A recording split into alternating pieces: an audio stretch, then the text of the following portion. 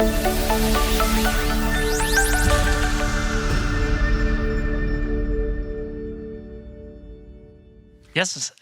I'm Søren Welling. I'm a freelancer for ProTeams. I work with data engineering, a little of everything and nothing, and statistics, machine learning, whatever can sell. It's very fun and been doing it for 5-6 years. Nice. Thank you for having me. Of course.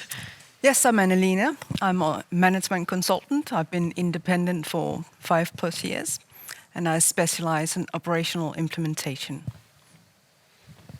Hi, nice to meet you. My name is Balint. I've been working with ProTeams for the past 9 months. Time really flies, doesn't it? At this point, after moving to Denmark, I'm working at Novo Nordisk, and I'm working as a digital project manager in strategic operations. So basically, where technology and tech and application development and AI-based learning, these fancy things, meet medical learning and kind of bridging this gap is my area over there. Hi, everyone. Can you hear me? I think so. Maybe check. Can you hear him? Yeah, okay, good. I'll just speak. Hi, everyone. I'm Igor. I'm a data analyst / business intelligence person. I've been doing this for the last 5 years, and I've been on and off freelancing, so it kind of rings the bell of what we heard before. Also, as a fun fact, I can share that I was actually a front runner of the Go Global program that Alin mentioned, and it's really nice to see how developed it is right now. Because back then it was more, getting all of the slap on the face and just continue forward. That's really cool. Yeah, I'm Martin. I'm part of the Malta Comatch network. Started in Comatch, I think, 6-7 years ago when it was almost founded. Been off on freelance, work mostly within M&A and corporate strategy. Thank you. So I think you all know the first question. We've been talking so much about it. Why have you decided to freelance instead of doing the classical full-time work? What are the pros? What are the cons? Annalena, do you want to start? Sure. Basically, I would say I'm not like the others. I'm not in IT, and I'm not a young man, but so I'm a mature consultant. Yeah, and I forgot to say I'm here on invitation from Comatch. So I did work as a full-time consultant for many years, and I basically just got very fed up with company culture. I just had it. So I decided to go venture out on my own, and I'm never going back if I have anything to say about it. And I think the fun thing about being a consultant is that you get to experience companies from the inside that I would never be called for an interview if I applied for a job. Yeah. But as a consultant, I get to see at least corners of very interesting and different companies. And I'm very impatient as a person, so it suits my personality to always move on to something new. I would probably be bored if I had to do just operations all the time. Of course. Igor, what's your take on that? Yeah, so I would second about the multicultural experience that you get. I think this is really important to actually be able to interact with different people around across different companies, because then you can create culture of your own by cherry picking a little bit from different places, which I think is a rare experience that you can get as a freelancer. And the other part would be flexibility, and this one strikes more to the maybe personal choices of sort of lifestyle design, when you can pretty much choose what do you do, when do you do, and how you do it. And I think the good example is when I was actually working with ProTeams. My first freelancing opportunities was that I was able to work from Australia for half a year, which and this was before pandemic, so it was really novelty for a lot of people. And then I built enough trust and relations with my hiring managers, with my clients to actually allow that, and I did it, and it went perfect. So I think that's what's really cool about freelancing. Yeah, and I think Tasso actually spoke about it earlier, about creating a community despite being a freelancer. Is that something you feel, despite you have freelanced for a while? Do you feel like there's a community, that you feel the whole, not the company culture, but do you actually feel that there is a community cooperation by being a freelancer? I try to be a good friend or freelance colleague to people who reach out to me, but you are kind of a lone wolf. It depends on what kind of assignments you get. I've done both. I've been part of a virtual team, so all freelance consultants put together to do a major project, or doing jobs on my own. I don't know, I try to create my own communities with the people I work with. It doesn't really matter if it's from my client company or other consultants. All right. Søren, over to you. So how do you actually market yourself as a freelancer, and how do you differentiate your services? So I have tried a lot of things. I think I've come full circle. I started with just dumb luck, meeting someone in a lunchroom saying, hey, you work for me for a year. I say, okay. And then I was like, oh, I should do something about this. I should collaborate with other consultants, try to sell yourself, learn how to learn cold calling people, having meetings, then finding out that takes too long time. Oh, I just want to do data science. Someone calls me. Great, recruiters help me a lot. So I've tried to market myself. I find it takes a long time and hard work. I really appreciate these different platforms, so I just can work on the things that I like the most. Okay. So you actually get to pick exactly what you want to work on. Yeah, and then also just friends, still meeting someone and just say hello and talk to people can open doors, and that also works. What about you, Balint? What do you think? How are you doing it? You're a project manager, so obviously a bit of a different field, but how do you do it? It is a fair bit of a different field. And I think my answer to this question also concerns the previous one, as in why I prefer freelancing over conventional work. I've been working in banking for about 2 years as your general, in a graduate program after my bachelor's, though.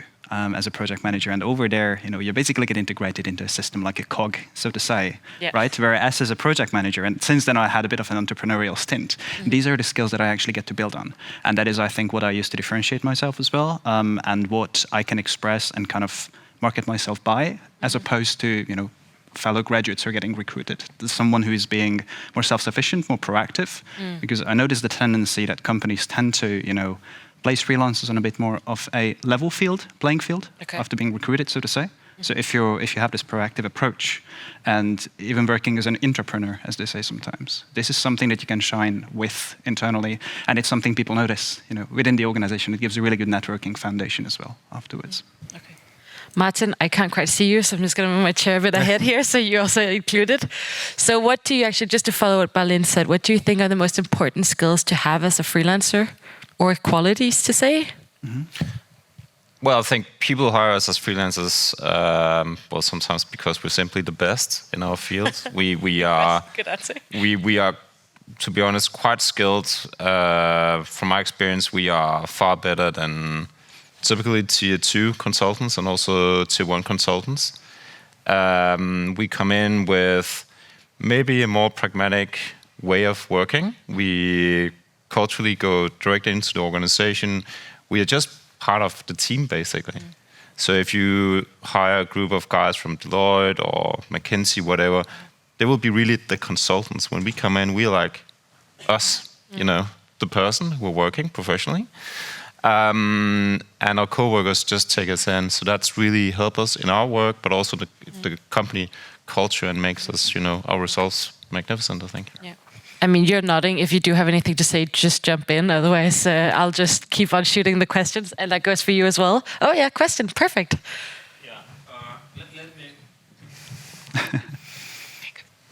Yeah. Let me bring in a little bit of provocation to the discussion. No, go ahead. I because love it. we've heard quite a lot from the previous speakers about this, freelancer-centric approach that the platforms have, and this, mindset that has to be there to be successful. But I'm just super curious about how you feel about your relationships with platforms, because my concern is that, obviously, from very financial point of view, so the money come from the hiring companies, right? So, and this is the clients of this platform. So I'm just wondering if this is, mutual relationships, or... I mean, some of them are sitting in the room, so I don't know how honest so you want them to be. That's why I'm saying it's a bit of provocation, because about the topic that really, important, I think. Do you have a comment? You all do. Seems like, yeah, go ahead. No, I wish that platforms would become more successful, and get accepted in more companies, different types of companies, because it gives all freelancers a level playing field, as instead of depending on meeting somebody in a lunchroom. Yeah. Or you can try and reach out to companies and pitch yourself. But what I'm going to, if I call Maersk front desks and say, give me your hiring guy, and also GDPR, you're not allowed to keep any papers nowadays. Yeah. So it's so much easier for a company to call a platform. And they didn't pay me to say this. It's so much easier to call a platform who have all my data secured, and also they can give you a choice of consultants. Yeah?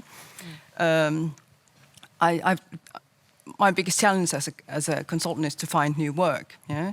And I still get the majority of my work through boutique consultancies who don't have any fixed-term employees, but have a pool of freelancers that they call in on demand. Yeah? But I don't want to have all my eggs in one basket, so to say. And I don't want to be dependent on somebody very small selling me. If I could just sign up for platforms that got calls from different companies, I think in the long run that would make everybody happy.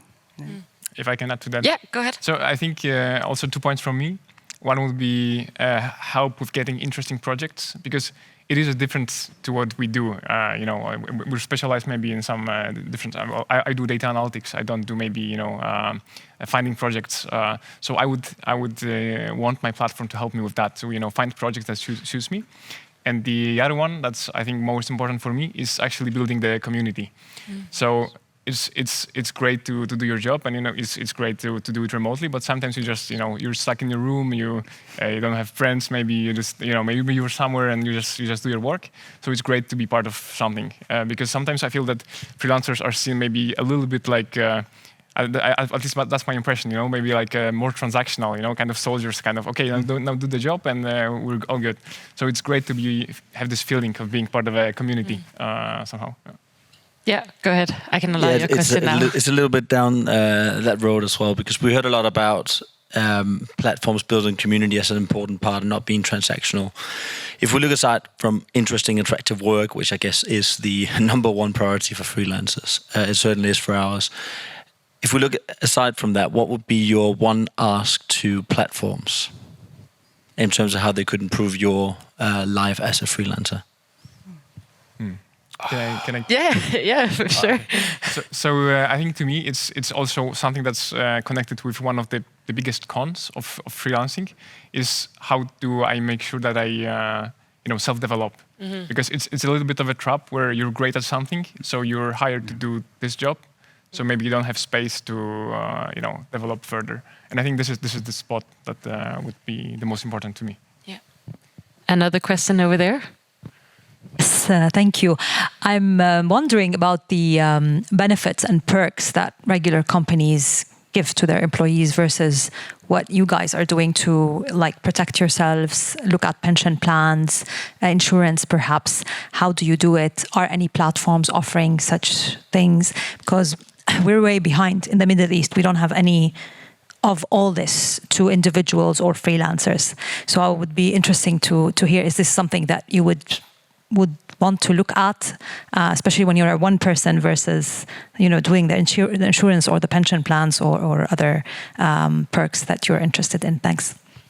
I think the answer would be, at least from my point, no. I'm running my own business in that sense. I use my platform to ensure I have my whole back end in order to ensure if when this mission ends, to maybe find something new for me. But the private part, that's kind of, I'll take care of that myself. I don't need the platform to support that. Søren, did you want to follow up? For me, it was important to save up a lot, especially in the beginning, because you potentially are fired tomorrow or next week or something. So to just save up a buffer such that they always now this contract ends. Good. I always wanted to do X thing or read that book, and I can just say, hey, now is my vacation time. And so in that way, you just much more relax.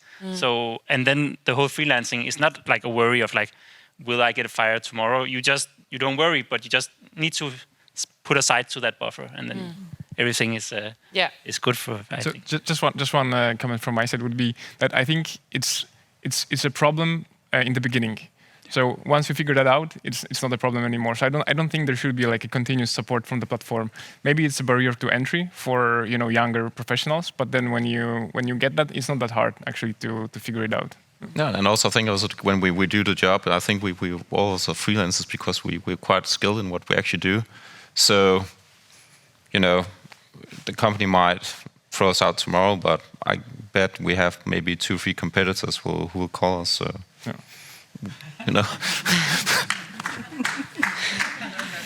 No, but that's actually a really good point. That depending on the industry probably, but on LinkedIn I would get like dozens of those opportunities. So also in Denmark, it's extremely easy to set up a company. You can sit at home, set up a company in an afternoon. The real issue is the private actors, like banks don't want to give us accounts. We can't sign pensions, or at least we have to practically beg for it. So I believe that there is still political work to do by maybe the platforms, but at least here in Denmark, the business side is very easy. Yeah, and I think it's the tax issues while I'm working, for instance, from Denmark, or if you work in another country, but the client is another country, but you work from Denmark, the tax issues can sometimes be a little bit, I think, tricky. So mobility in that regard would definitely help also in EU specifically, but globally also I think that could help a lot. Yeah. 3 o'clock in the afternoon and people are still shooting questions. Danny, go ahead. My question's slightly a different topic, but more around your style and your behavior, and around when you were a full-time employee versus you coming in as a freelancer. I have lots of assumptions, but it would be great to hear from you how you act differently or how you perceive things to be differently by being a freelancer. Normally, you're not scared of saying what you think, and that's normally what I hear, but I wanted to get your opinion on that.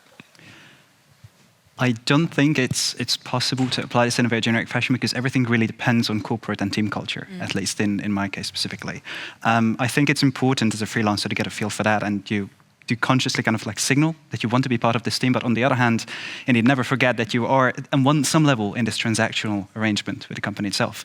So in my case, for example, I didn't shy away whenever I was freelancing in the past and now as well to request constant meetings with my supervisor, for example, because she has to acknowledge that we are in a way we're in a level relationship, so to say, and whether it be the tasks that I'm supposed to perform, on which direction my job goes, or like my responsibilities go, and then every other way, it's kind of important to constantly signal to maintain a sort of power balance. And I think then, as a freelancer, I can achieve a position whereby I feel very inclusive or very included, both within the team, but at the same time, I get to be, excuse me the word, a tiny bit cocky at the same time as well, and not feel, as admittedly a bit repressed as I was when I began working many years ago, right out of university. So it's, I think it's a very sweet spot, but we need to take control of it as a freelancer. But from my experience, there really haven't been any companies out of the 3 or 4 I freelance for whereby, they would try and suppress a freelancer just like a new employee as well. So I think it's quite a nice balance to be found, but we do need to be proactive about it. If I can add to that, just one. So I think it really depends, and it's kind of adding that to what Paul said. It's not really about different, maybe even corporates. It's even about the teams or people in particular. So you would have projects where you would from the get-go get the feeling that this relationship will be more transactional than the other. So maybe it's also about maybe it's a signal for what was already mentioned before. Like how to educate project managers about working with freelancers. But especially now, I think that after the pandemics, when people are working remotely, even for the corporate, I don't see that much of a difference. I think also we differ in the way when we with our competitors, the normal consultancy firms. They always try to make the next big sale. We have 10 guys sitting on the bench. Could we please? I think from our perspective, we just want to do the job done really well right now. And I think that kind of creates a trust with the clients we work with, actually. Yeah. We have one last question here. Yes, I wanted to ask, what is the biggest challenge that you face when interfacing with the clients in particular, other than maybe relationships with the project manager? Getting a laptop? Yeah. To zoom in on that, I think the accesses part. No, it's actually the trickiest part because so I was working for Novo Nordisk as a consultant, and I moved full time. And I was shocked by how easy it now certainly is to get the access to all this data. So I think this is a real deal. Yeah, I know. I've been sitting on yours as well, so I know how hard it can be. Was there a question? Yeah, you too. Was there another question or? Yeah. Let's take the final one. It's on. Okay. So my name is Christian. I'm from the Lego Group. I'm curious to understand in navigating compliance and your tasks. Today, procurement is more than price. It's very much resiliency, IP, a lot of compliance work. Are you experiencing that sometimes the paperwork in advance is sometimes not, the task is not worth the paperwork? There is no paperwork. I've never been onboarded, not once. And also, when you go through a platform, that is the paperwork, right? You're typically asked to make a very brief pitch, yeah? And there might be an NDA, work for American clients, you have to sign a very, very, very long jump the gun agreement or whatever, but otherwise there is no paper. You sometimes have to sign that you are compliant with company travel policy, but they can't provide you one, so you don't know what you're signing. So it is a lawless country in many ways. Working with data in a large company, you can often spend 2 or 3 weeks applying for access rights for data. I have to apply for access rights for the whale server, and I don't know who the whale server is or who owns it, and I'm a little embarrassed about asking people, do you know the whale? I try to solve that right now. But it takes 2 or 3 weeks at least to get all the accesses to get going for me. Thank you. This is really interesting. So I will quickly round up. Do you want to take all your microphone off? Then I can quickly just make the roundup here.